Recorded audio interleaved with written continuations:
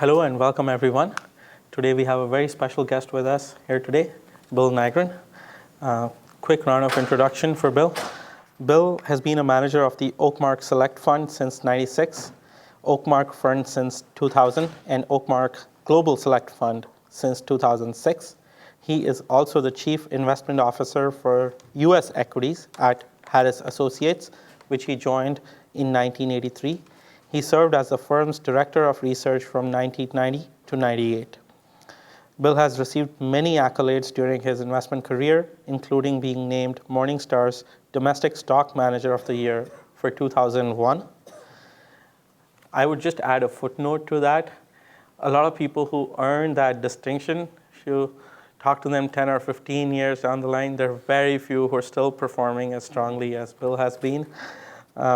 He holds an MS in finance from the University of Wisconsin's Applied Security Analyses program and a bachelor's in accounting from the University of Minnesota. Just personally speaking, I've read a lot about investing over the past few years, but I think Bill is unique in his ability to talk about the story of value investing in technology. So we are very, very honored to have you here with us today, Bill. Thank you so much for being here. Thank you. Great to be here. Excellent. So I thought we might begin by just asking you to talk to us about what got you started in value investing, and maybe we can pick up the story from there. Sure. I was, as a kid, was always more interested in numbers than words, and that quantitative bias led me to baseball as an interesting hobby, because baseball, so many the same situation recurs so many times. You get good quality statistical samples, and statistics mean something. Somebody who hits 300 is better player, more valuable than somebody who hits 250. And so I was always interested in baseball statistics. And growing up in St. Paul, Minnesota, in our newspaper, the stock quotes were always right next to the baseball box scores. And I was very interested because there were all these numbers and they moved around every day. And when I asked my dad what they were and he said they represented money, it got really interesting. So I started getting interested in all kinds of different ways that you could put capital at risk. And whether that was in things we'd call gambling, like slot machines. There was a family trip to Las Vegas where we were visiting one of my cousins who was in the Air Force. And my dad took us across the street to, I think it was a Kroger grocery store. And my older brother and he's like, kids, I'm going to show you why you don't want to gamble. And he put like 5 nickels in his hand and starts putting them into the slot machine. And the first one that he puts in, 7 come back out. The next one it goes in, more comes out. And this object lesson gone awry was turning me into a slot machine fanatic. Because it took him half an hour to get rid of all the nickels that came out. And it was like he was getting madder and madder. And I'm like, Dad, you should stop. We're way ahead. And he's like, no, I'm going to show you this is stupid, and keeps putting the money in.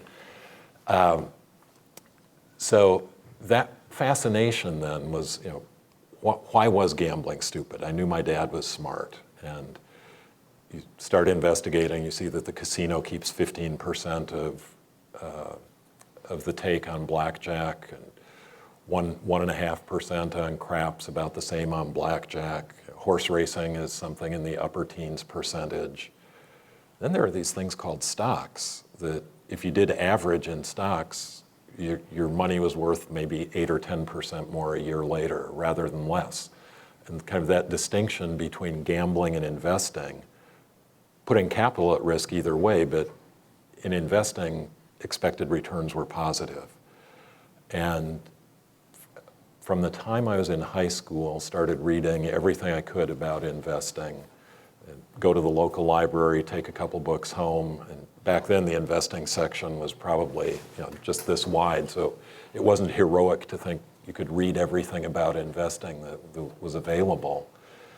And as I read about investing, and of course all kinds of different approaches, the ones that made sense to me were the value ones, because I grew up in a middle-class family, going shopping with my mom, And if grapes were on sale this week, we'd buy more than we usually would. And if cherries weren't on sale, we'd wait until they went on sale. So this idea that as a consumer, you could get more for your money if you paid attention to price was something that was very appealing to me. And that, of course, that's what value investing is being patient and wanting to make sure that you're actually getting more value than you're expending to make a purchase. I thought that if I wanted investing to be a career, that it only made sense that I would learn the language of business, which to me was accounting. So I got an accounting degree as an undergraduate. It still surprises me today how many people go into finance and don't have a good, solid understanding of accounting. I think it's been very helpful through the course of my career. Then got a master's degree at the University of Wisconsin, was part of their applied securities program. Worked a couple of years at Northwestern Mutual Life, and during that experience really learned how important it was that if you're going to be a valuable research analyst to portfolio managers, you have to have the same investment philosophy they do. And what they did at Northwestern Mutual was quite a ways away from value investing. So when I'd look at a company and say, hey, nobody on Wall Street's recommending this, the assets, the real estate they own looks like it's worth more than the stock price. They would say, well, let's wait a while, let's see if we can get a couple Wall Street recommendations on this first. And then a year or two would go by and the stock would have gone up somewhat. It was becoming a little more popular and they'd ask me about it again. I'd be like, well, at this price it's not very interesting to me because it's no longer a value story. I can't tell you the real estate is worth more than we're paying for it. And hold on. Let's just pause there for a second, because this reminds me of something that I had to ask you, and maybe this will be entertaining for the group as we move forward through the conversation. So I'm going to phrase my question trying to be in a more entertaining way rather than necessarily factual. So I'll let you sort the facts out later. So one of your analysts wrote to us. They said that Bill really likes and remembers the facts when you present something to Bill. So they presented a stock to you at $10. And about 6 years later, when the stock had grown 20 times, you still remembered the presentation, and you liked it even more, so you purchased the stock at $200. I did. Thanks for reminding me. Is that correct? So what is the message you're trying to send here? Well, things change over time. The stock that we're talking about is Netflix. And one of our analysts presented it about 7 years ago. And his story was basically, everybody's focused on the wrong numbers here. What you should look at is the market thinks HBO subscribers are worth whatever the number was, I don't remember, $800 a sub. And Netflix subs are worth a small fraction of that in the market. And it seems like that's wrong. Netflix is growing so rapidly, HBO isn't. So at the time we knew a lot of people in the media industry because of investments that we had, and we talked to them, and they said, Netflix is hugely risky. HBO spends about 3 times as much on programming as Netflix does. They could basically squash it anytime they want to. And he said, by the way, look at their churn statistics, especially in the month of February when they release House of Cards. This is a one-show company. Most of the media companies that have sold programming to them regret the decision. They had no idea it would be sold to so many people. So they're going to see enormous increases in programming costs. When House of Cards goes up for rebid, they'll easily be outbid by one of the bigger studios. And we looked at it and said, the stock's cheap, but it's really at a very risky stage of its lifetime. And one of the things we do at Oakmark is if we think the risk and reward have to be in balance to make something interesting. You can't go into a high-risk situation for a small reward. You'd only want to be in a high-risk situation if the reward is very, very large. And as we looked at it, the risks were just too high. So I was saying earlier, I don't even think of this as a mistake. And I think you learn a lot about investors by what they look back on and say were big mistakes. A lot of people would say, this stock went up 10-fold, 20-fold maybe. Not buying it was a big mistake.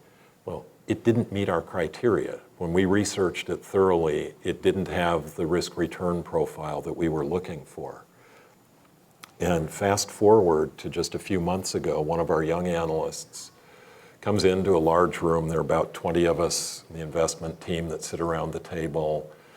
He'd written a report on why we should buy Netflix, and I'd gone through it, and of course it's hard to get out of your mind that you missed buying it at like 5 or 10% of the current price.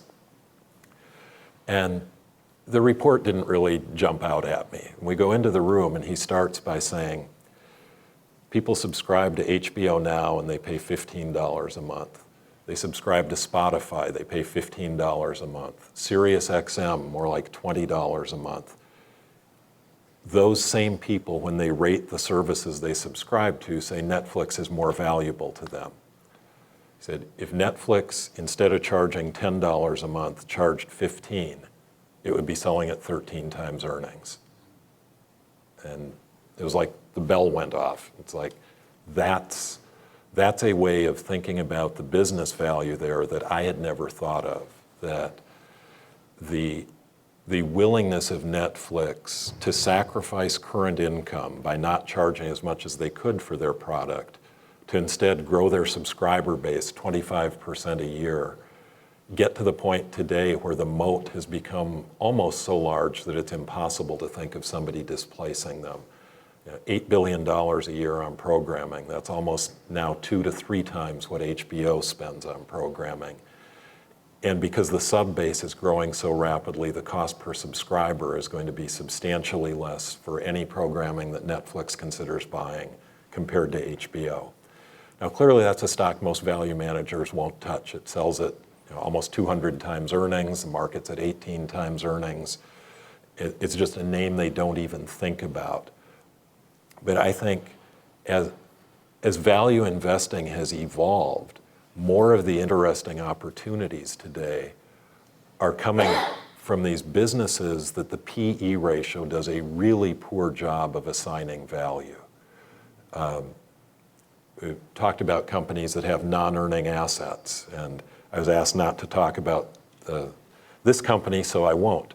But there are companies that have a lot of cash on their balance sheet that earns almost nothing today. So the PE investor really is getting cash for free.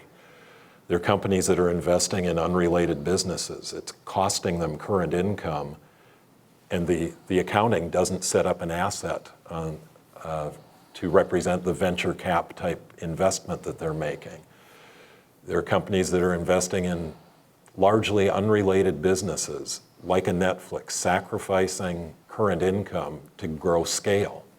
And when you can find companies with those characteristics that happen to have large PE ratios, you get in kind of this weird area where most value investors won't buy it because the PE ratio is too high. Sometimes growth investors aren't excited about them anymore because they aren't in that upper decile of growth rates. So I think of it as kind of an overlapping area between growth and value, where the growth rates are higher than value investors are used to, the prices are cheaper than growth investors are used to, and the names kind of fall through the cracks there. And you find a lot of our portfolio at Oakmark has large pieces of hidden value in assets that aren't currently earning anything.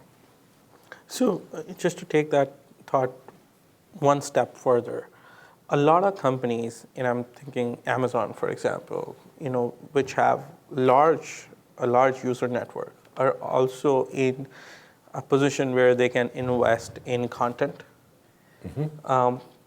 And I'm not necessarily posing this as a question of Amazon versus Netflix, but I'm just wondering about Netflix's moat in general, independent of their valuation.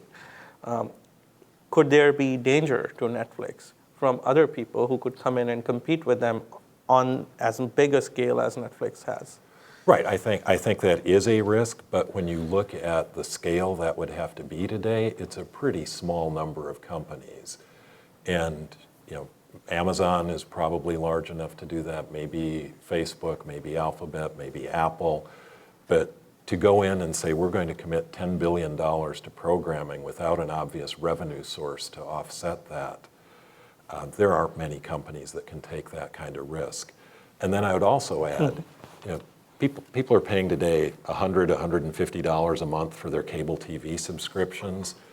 This doesn't have to be a winner-take-all market. You can have a $15 Netflix subscription and maybe a Hulu subscription and an Amazon Prime, and there's no reason to think that it has to be one versus the other. I think there are a small handful of companies that will be disruptors relative to the current cable TV model that we have, and there'll be more than one winner. All right. And then, and I know I paused you there while you were continuing your story, so just want to throw the gauntlet back at you. Oh, so we had kind of this different style of investing, and when I got an opportunity to interview at Harris Associates, and all of the companies that they were talking about were the same companies that I'd been doing research work on, and you could see kind of the meeting of the minds, and I knew that was a way that I would be able to maximize my value as an analyst, is working in a shop where other people were like-minded. And I think that's been one of the biggest reasons that Harris and Oakmark have been as successful as we've been, is our brand means something. Oakmark, anybody who hears that knows it's long-term value investing. It doesn't matter if it's our international fund, if it's a domestic fund, our funds that combine stocks and bonds to have more of an income element. It's all long-term value investing. And that helps, it's sort of multiple ways, a network effect, where smart analysts know that other value analysts are at Harris Associates, so they want to come there to be in like company. Investors know that the Oakmark Fund is a value fund, so maybe they should look at Oakmark International if that type of investing works for them. And one of the big advantages we've had is because of that environment where everything we do is value investing, we don't lose a lot of people. So our top investment decision makers, from the time I've been there, have always worked with each other for more than a decade. And when you work with somebody that long, you get to know their strengths and weaknesses, you know their biases, you know what you can learn from them, bouncing ideas off of them.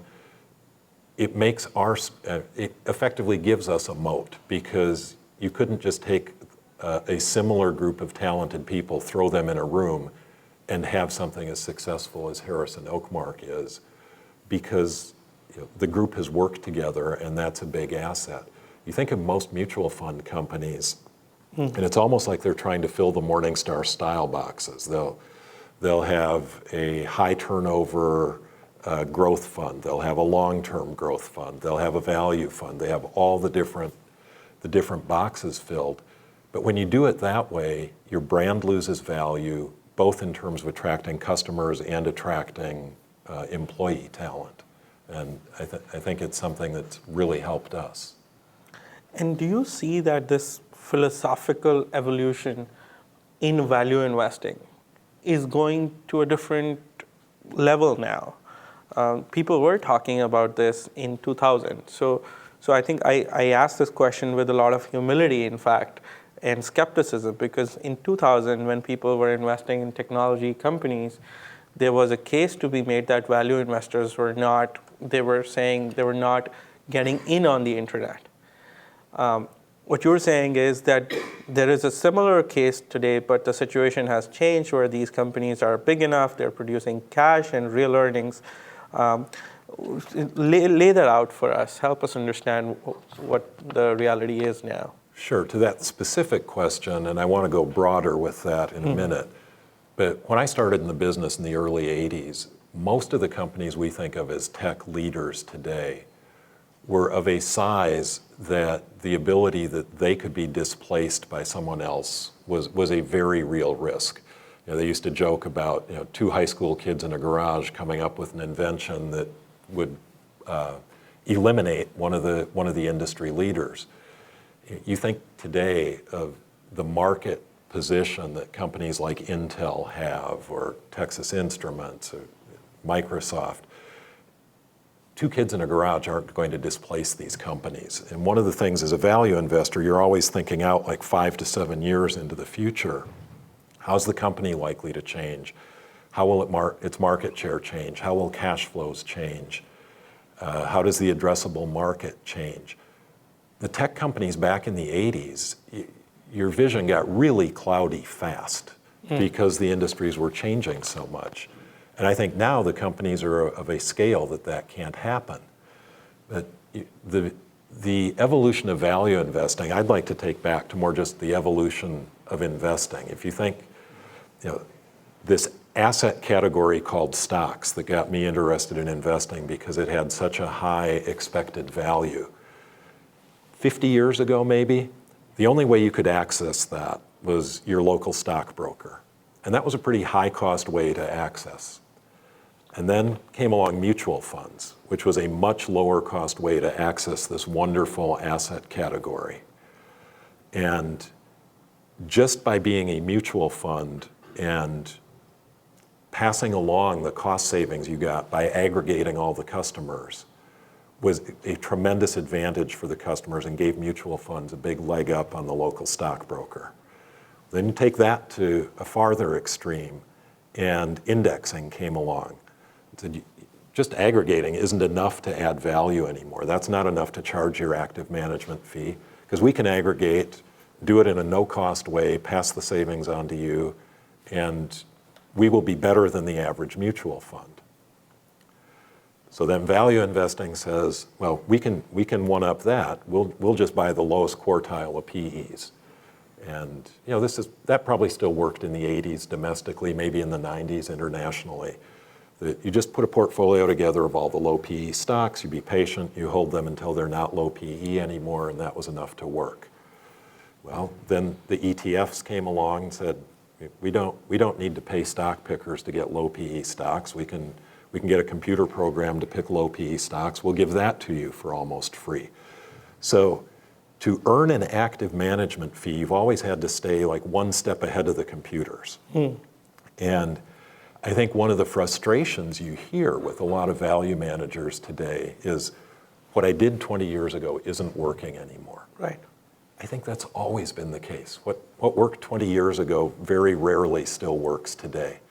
20 years ago, you could just buy low PE, low price to book value stocks, and that was enough to be attractive. Now you can do that for almost no fee, and the computers have gotten smarter about combining low PE, low price to book with some positive characteristics, book value growth, earnings growth. And so the simple, obvious stocks that look cheap generally deserve to be cheap. And when I started at Harris 30 years ago, we were one of the earliest firms to do computer screening to find ideas. And once a month, we would pay to have a universe of 1,500 stocks rank ordered by PE ratio. And as analysts, the day that output came in, we would all be crawling all over it to look at what the new low PE stocks were.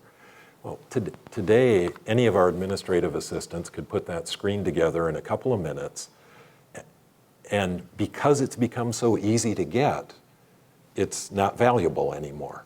And I think it's probably not just investing, that's through a lot of industries. As information becomes more easily accessible, it loses its value. So today, the more interesting ideas, to me at least, are these ideas where a PE ratio misses it, where there's a non-earning asset. We talked about cash, we talked about unrelated investments, we talked about income statement investing, where you're offering the customer an unusual bargain to grow scale and grow the size of your moat.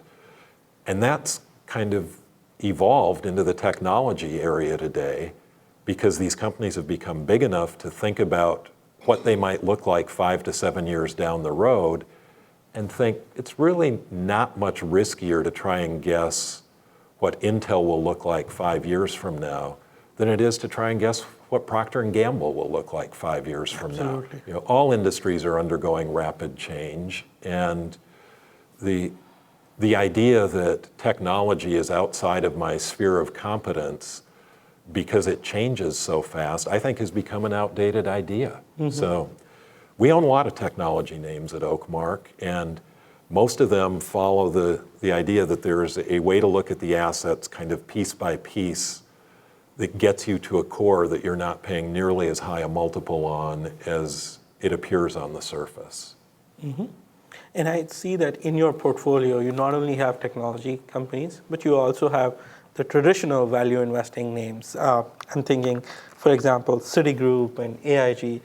Could you maybe, for the purposes of our audience, in maybe wear your professor's hat or a teacher's hat, and walk us through one of these theses as to how do you analyze it in a way that maybe we can all learn from? So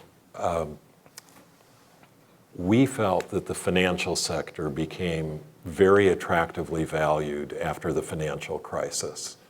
Obviously, the stocks had been horrible performers, and there's always a tendency of investors to look too much out the rearview mirror and instead of trying to guess what lies ahead through the windshield. And financial stocks had been a disaster, so a lot of people didn't want to own them. Even value investors, you'd often hear something like, I really made a mistake owning the financials in 2007 and 8. I had no idea what they were doing. They're too opaque. We're just never going to buy them again. And that never really resonated with us. To us, we didn't see the housing crisis coming. I wish we'd been smarter on that. We weren't. But if you think about what banks do, they take in deposits. They generally lend mostly against real estate. If you knew real estate prices were going to fall by 20% or so, you'd know you don't want to own banks. And it didn't matter what kind of securitization happened. The main asset category that they owned on a levered basis suffered an unprecedented decline. So we said, you don't have to be afraid of banks if you don't think the same circumstances are going to recur. And on a price to book value basis, banks used to sell at 2 times tangible equity pretty consistently. They'd vary around that. They'd be cheap at 1.5. They'd be expensive if they were much more than 2. And most of them were selling in the marketplace at a large discount to tangible book. So our interest was piqued because it was contrarian and the pricing was out of line with historical guidelines and very much out of line on the cheap side. And we started talking to executives of those banks, and you could see a dramatic change in behavior, that they realized they'd made mistakes going into the housing crisis. They were lending without taking into account the probability that the person they were lending to would pay them back. It was more just saying, this house is worth $1 million, we'll lend $800,000. If they don't pay us back, somebody else will. We don't have to worry about it.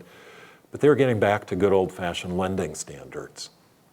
One of the other reasons banks had gotten riskier was the dollars of assets that they had relative to the dollars of equity. That ratio just kept growing and growing. And very quickly, the banks, partly of their own accord, partly because of regulation, dramatically increased the amount of capital they had relative to the amount of loans outstanding. So instead of 5% equity against the loans, they were at 10%. So if you have twice as much capital, there's half as much risk.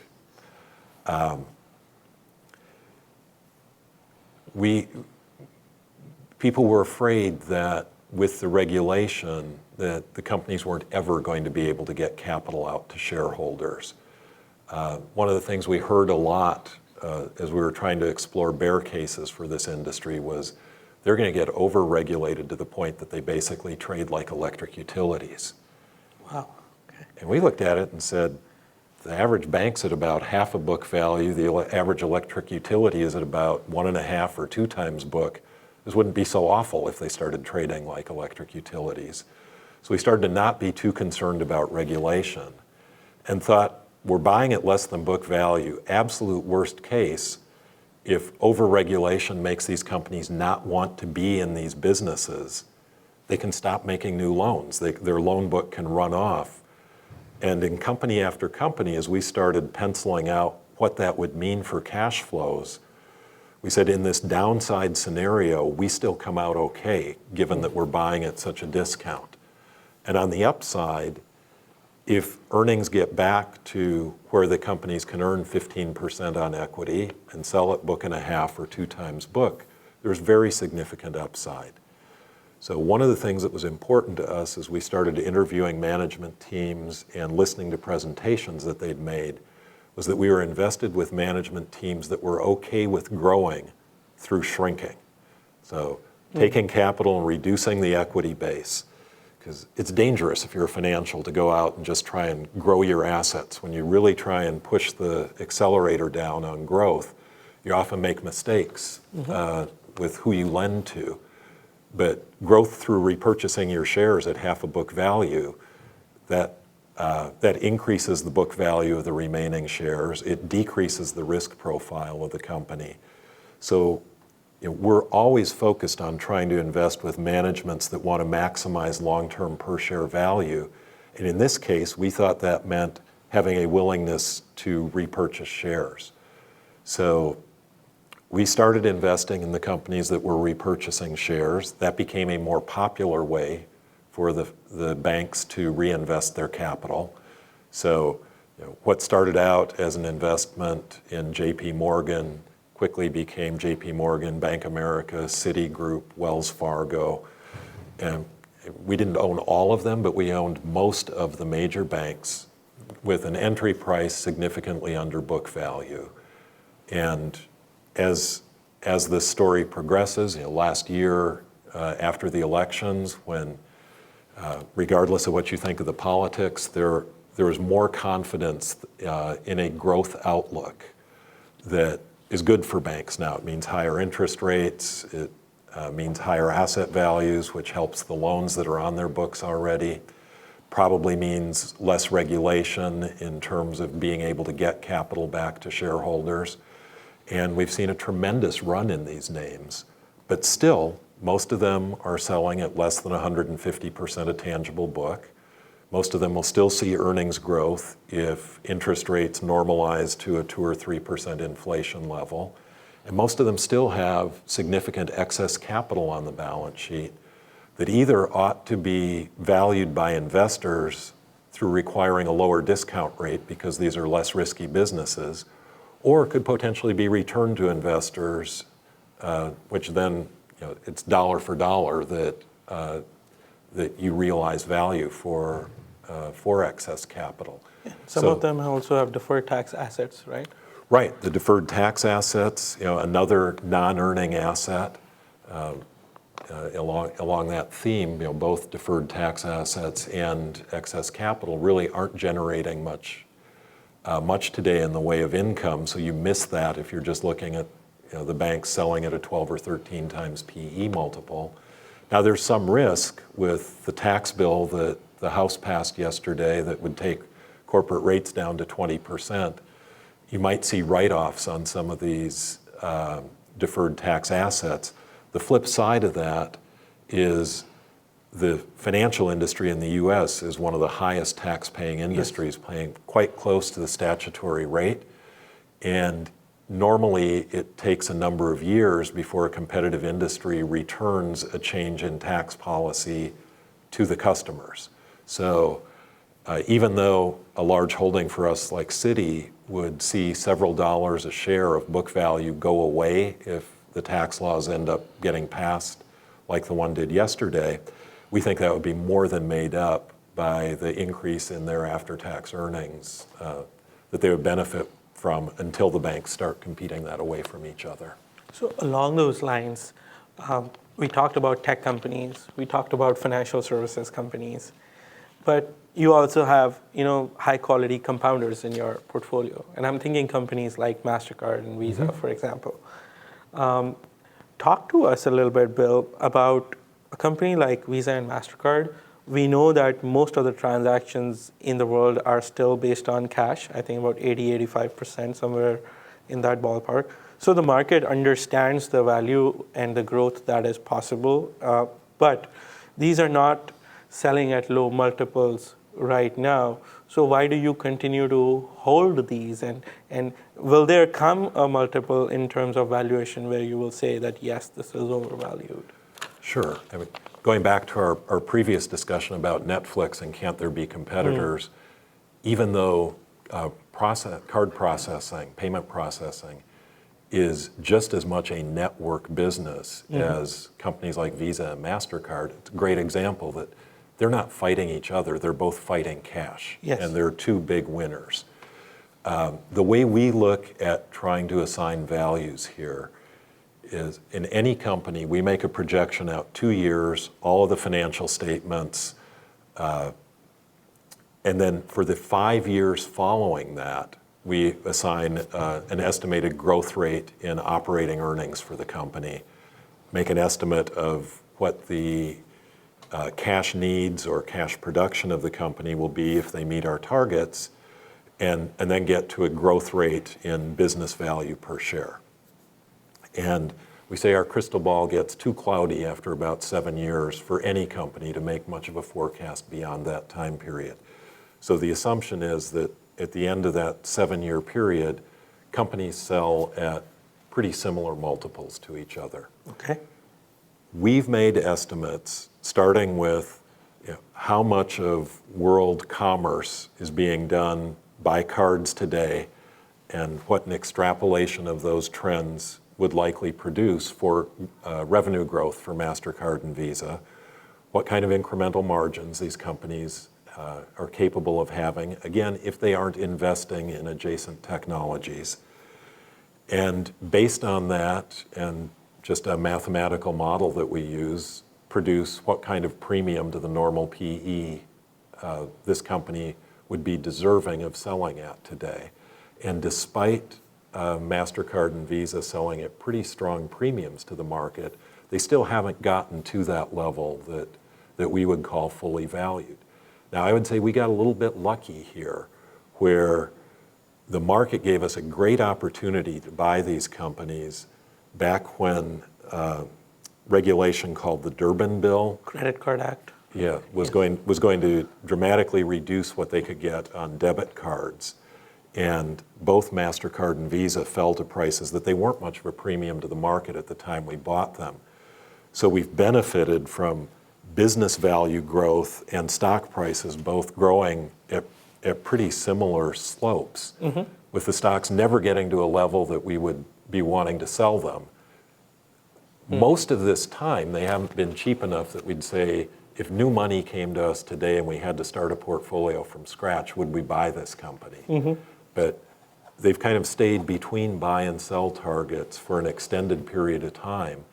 And as each year rolls by and our analyst then starts to look at a new year, the new year that's 7 years out, the confidence hasn't wavered at all that these two companies are going to continue to dominate payment processing as much as they do today. So let's put some numbers so that we get some ballpark to what you just said. If, let's say their revenues keep growing at double digits for 5 years and they keep getting some operating leverage in the business. So earnings grow at, say, around 15%, let's say, for 5 years. So that would mean the earnings have doubled roughly in 5 years. If the multiple goes, let's say, from 30 to 20, because you say after 7 years you're approaching roughly market multiples.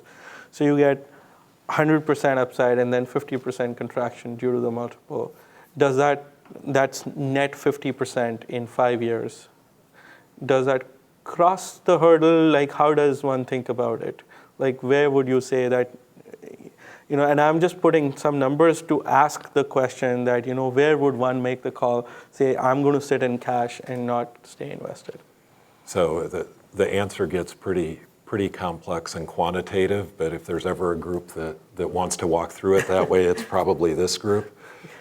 We start with the idea that if you want to invest capital at no risk for 7 years, the U.S. government bond for a U.S. investor is the way to do that. And if you do that today, you're earning something around 2%, maybe a little bit less than that.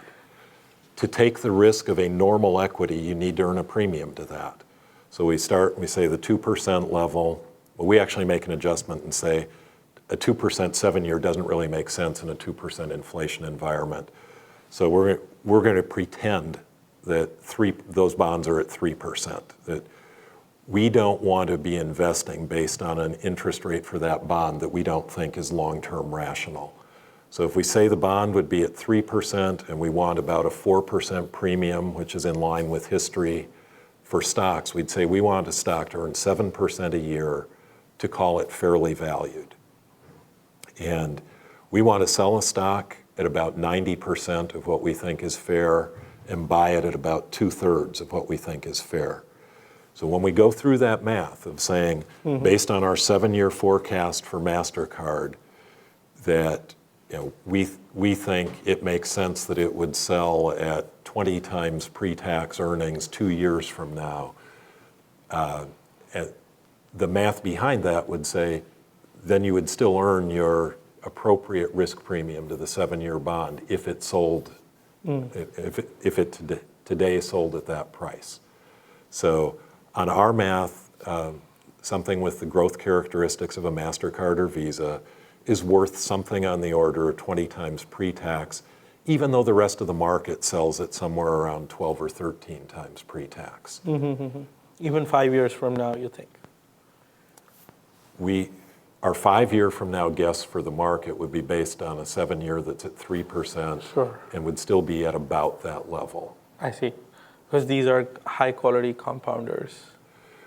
No, I'm saying the market would still be at about a 12 times level. So if 5 years from now, we still thought we had 7 years of runway ahead of us for super normal growth at Mastercard and Visa, then we'd still have a very high relative multiple on it now. But the way our math works today, we're assuming that as each year that goes by that they're growing 15 or 20%, the years 8 years out, 9 years out, those are normal growth years. And one of the reasons it's been such a good holding for us, and we've held it like 5 years or so, is as every year goes by and we start that year worried about disruption risk from alternative payment processing systems. At the end of the year, we end up saying the moat that Mastercard and Visa have is just as strong as it started at the year, so we don't have to lower our multiple. And if the company's growing 15% a year and you aren't lowering your multiple, your business value is growing 15% a year. You're putting yourself in a position to get lucky if you buy these companies that have disruption risk and then that disruption doesn't happen. It doesn't happen. Yeah, I see what you're saying. Great, and thank you. I mean, this was a great example just to walk through as to where you bought, what was the motivation, how you think about long-term, short-term valuation, and what happens in the course of holding an investment, how you make a decision. So moving on from there, a couple of related questions, and then we'll open up to the audience. I wanted to ask you, who are some investors that you personally admire or look up to, or that have been influential for you? I would start with what I jokingly refer to as the usual suspects. You talk to any value manager, and they're going to tell you they were strongly influenced by Warren Buffett, Benjamin Graham, John Templeton. Those are my heroes. I've read almost anything that they've written, and they have had a very dramatic impact on my way of thinking, on Harris Associates and Oakmark. I think value managers especially tend not to go a lot broader than that. And to me, that's a mistake. After you've read a few books about Warren Buffett, you read the next book and maybe you learn what his breakfast habits are or what TV shows he likes, but you really had the foundation for what's made him a successful investor already. And it's like comfort food. You know it's not really good for you, but there's something about reading another Warren Buffett book that makes you feel good as a value investor. And the investors who are very different than us tend not to want to emulate their style of investing, but I find I learn more when I read books about some of the great hedge fund managers, a Paul Tudor Jones, a Michael Steinhardt, George Soros. And it's not that there's not nearly the overlap of the circles from like Berkshire Hathaway and the way we differ from them. I mean, there are differences at the edges, but it's a very similar thought process. The circle with Michael Steinhardt still overlaps, but it's not nearly as much.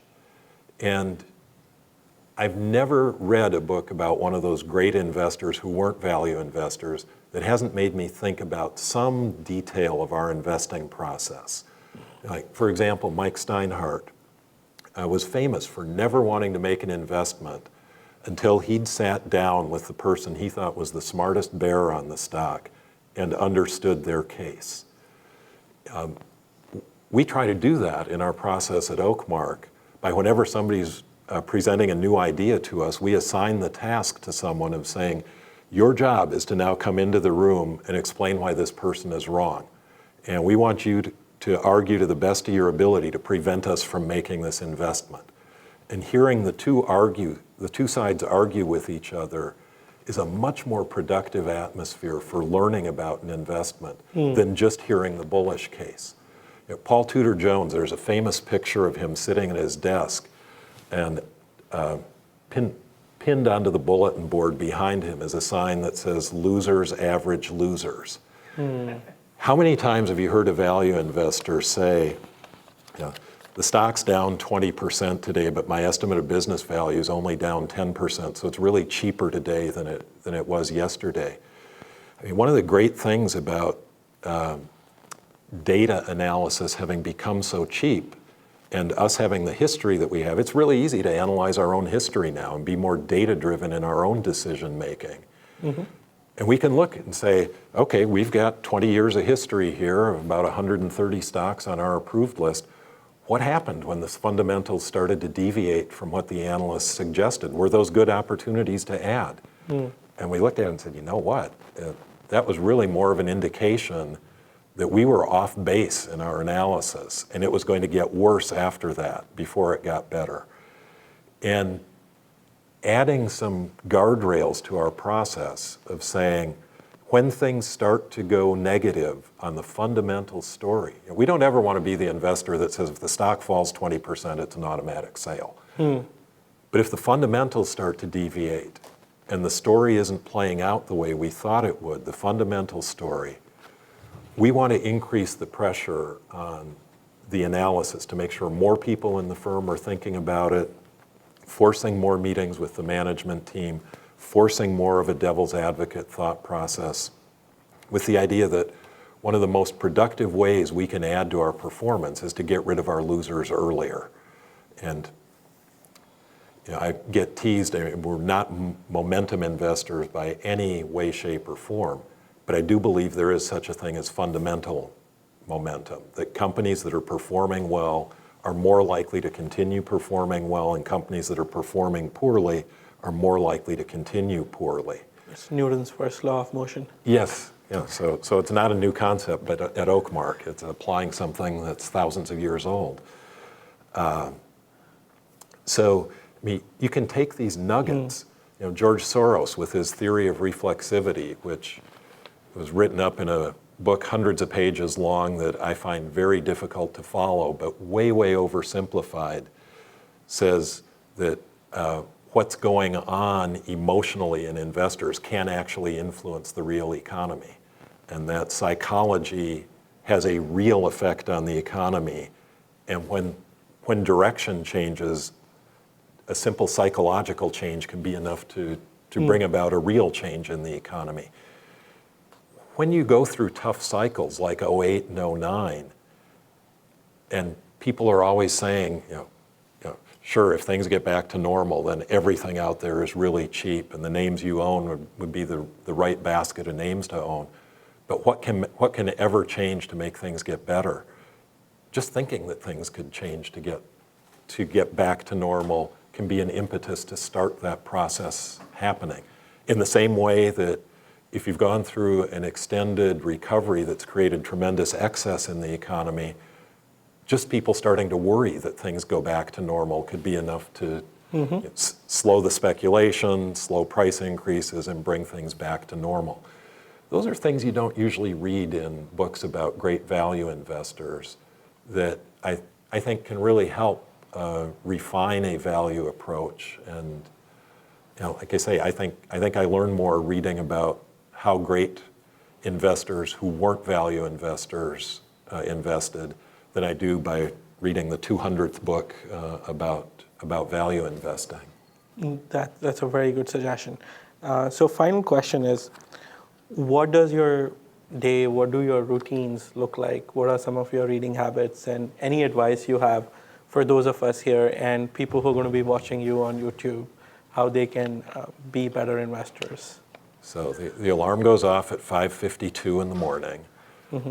That's so that I can watch the top 10 plays of the day on SportsCenter before I get started on the business part of the day. Good. I read the Wall Street Journal, New York Times business section, Chicago Tribune, CNBC's top stories of the day, Real Clear Markets top stories of the day. Do most of that before I go into the office, do some of it while I'm riding an exercise bicycle in the morning, always trying to multitask. Try to get into the market a good hour before the market opens, which is 8:30 Central Time. We're in Chicago. So that I can see if investors have given us new money to invest, have taken money away. We have to figure out how to manage cash flow changes. Want to make sure I've had a chance to read the important first call notes on the companies we're invested in or considering investing in. And then most of the day at the office, I mean, you see movies and they show pictures of what asset management firms look like, and you see this trading room and people are on two phones and they're getting angry and throwing things. Our office is more like a library. Screens. Yeah, all the screens all around them, everything electronic flashing. You walk into our offices and it's mostly people sitting at a desk reading with a pile of papers stacked on their desk. And most of the day is reading. And it's reading about companies we're invested in. It's reading about companies that are trying to challenge those companies, we're disruptors. It's reading stuff written by other investors that we admire, of companies that they own that we don't, trying to see if we missed anything, if we can learn something from what they wrote. It's sitting around in a room with other analysts, bouncing ideas off each other. Which again is one of the great advantages that we have at Oakmark, is either direction outside of my door, I can walk all the way around the office and find another value investor who's got a slightly different perspective on things, who knows me well enough, who knows Oakmark's way of investing well enough, that we can really learn from each other, bouncing ideas off each other. And you hear about like the investment banking firms where people are still at their desks at midnight. One of the nice things about reading being a big part of what our job is you can do that anywhere. So I've had the good fortune of being able to have a lifestyle that I'm home at dinner time almost every night, but might be reading an annual report before I'm falling asleep. So there's a tremendous blurring. It's probably true in any industry where people are really passionate about what they do. Tremendous blurring between business time and private time. I might be at the office and having a personal conversation with my dad or somebody else in the family, and you could say, is that really fair to your employer to be taking that time? But at home I'm watching a baseball game and reading annual reports or other reports by other investors that whole time, and go shopping, and I can't help but see what new products are out and how they're priced compared to old products. Or if you're in an off-price store, that there's suddenly a tremendous amount of inventory from Nike and there wasn't before, and does that mean something? It's just, I think to be a successful investor, it has to be something you love so much that you can't ever really turn it off, and you don't want to turn it off. That you get enough enjoyment from it, and it doesn't create stress in a way that you feel you need to get away from it to relax. Absolutely. So those are my days. And then every once in a while it's traveling. It's going out to meet managements. We like to sit across the table from the CEOs and CFOs of the companies that we're invested in and hear in their own words what's important to them, what their goals are. I was out in New York the past couple days meeting with the managements of a lot of the cable TV investments that we have. We own QVC, the TV and internet shopping network, Charter Communications, recently meeting with the management of GE, which has been a breath of fresh air in terms of the change at the company, but not entirely pleasant for us because it's been a position we've owned for a while. But to us, there's no substitute for the sitting across the table and getting a feel of what's really important to these people. And again, along the lines of, to earn an active management fee, you've got to be able to do something that a computer can't do. Mm-hmm. After you've interviewed 100 100 corporate management teams, you really start to have an ability to say, these guys are really above average, these not so much. And you don't have to be perfect with it, but if you can be better than 50-50 at how you bucket them as above average and below average, it can be a tremendous addition to what's largely a quantitative approach to investing. Great. I think your love and passion and enthusiasm for investing is very obvious and it's very contagious. Thank you so much for sharing your thoughts with us. If you have any last-minute questions in the audience, we're open. Yeah. I'll just repeat the question. There was this talk about, like, is there a bubble in the market? Everything seems overvalued. Other people are making a lot of money out of Bitcoin, and what do we do right now?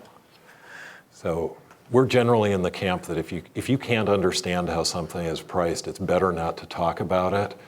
But intellectually, I'm more in the camp with Jamie Dimon that I have a very hard time understanding why Bitcoin is valued at whatever price it ends up being valued at. And you're not going to find it in the Oakmark portfolios. I don't think markets today are in bubble territory. PEs are only slightly higher than they've averaged in the past 30 or 40 years.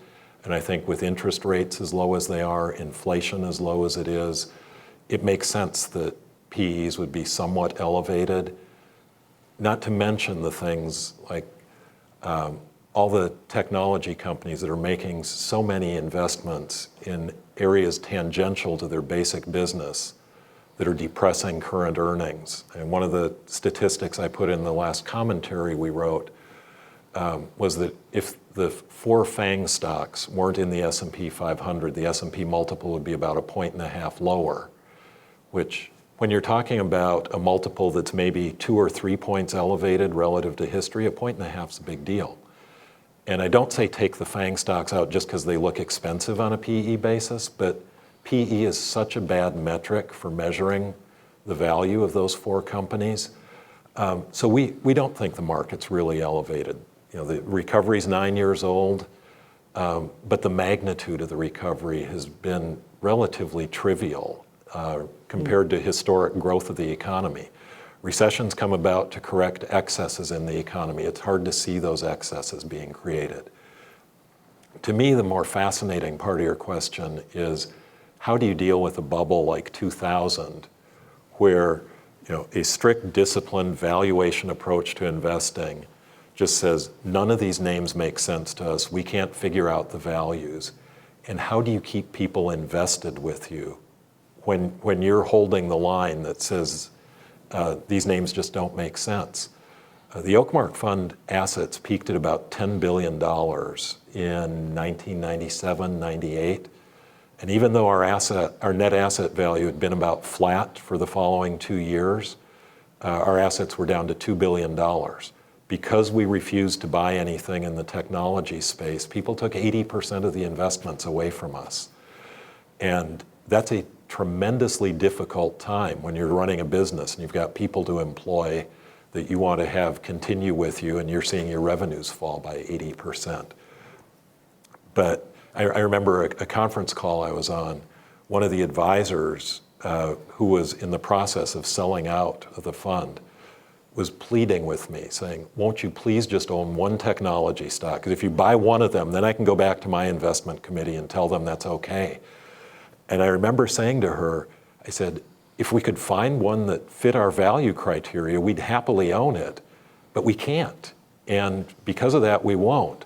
I said, and I'll bet you something else. There's going to be a time in the future that you're going to say, it's not that Oakmark's incapable of buying technology, but when technology is out of favor, we're going to own more than the market weighting in it. And I said, you're probably going to be just as upset with us then as you are now, because we're investing in something then that would be unpopular. And it's tough, but if you don't stick to your discipline, there was a Chicago firm that was known more for growth investing that was still a pretty strong fundamental value firm, but they applied it to growth stocks. And about February of 2000, they threw in the towel and said, we've lost too many of our investors. We're going to start buying these very high-priced internet names, even though they don't work under the way we used to invest. So they didn't ride the market up. They rode it all the way down, and it put their firm out of business. You mentioned earlier, I was named Morningstar Manager of the Year in 2001. It wasn't that we did anything different in 2001 than we did in 2000 or 99 or 98. It was the market suddenly corrected valuation excesses, and the traditional companies we'd owned through this whole period went up in price significantly while all the tech names came crashing down. But it was the discipline to say, we're going to keep doing the same thing, and we know if we're fundamentally right on the analysis, the stock prices will eventually follow.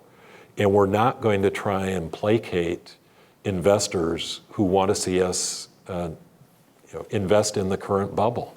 I remember being on CNBC back then talking about how high-priced we thought technology names were. And I'd hopped into a cab on my way home from work, and I can see the cab driver looking in his rearview mirror, and he's like, hey, I think I know you. And I'm like, I kind of got my head down. And I'm like, no, I don't think so. He's like, yeah, I do. I've seen you on TV. And I'm, maybe. He's like, you're that guy on CNBC. He's like, and my portfolio's kicking your butt. And I'm like, you know what? It's not that far to my house. Why don't you just drop me off here? I'll walk the rest of the way. But when things get that popular, it's very rare that they end up being good investments. And as long-term value investors, we get a lot of comfort from the history of seeing bubbles grow and bubbles pop. And the people who weather those bubbles well are the ones who had a philosophy that grounded them, and they didn't change it to reflect bubble level pricing. Great. Well, thank you so much. Really appreciate all the time that you took being here. Great. Thank you. Thank you all.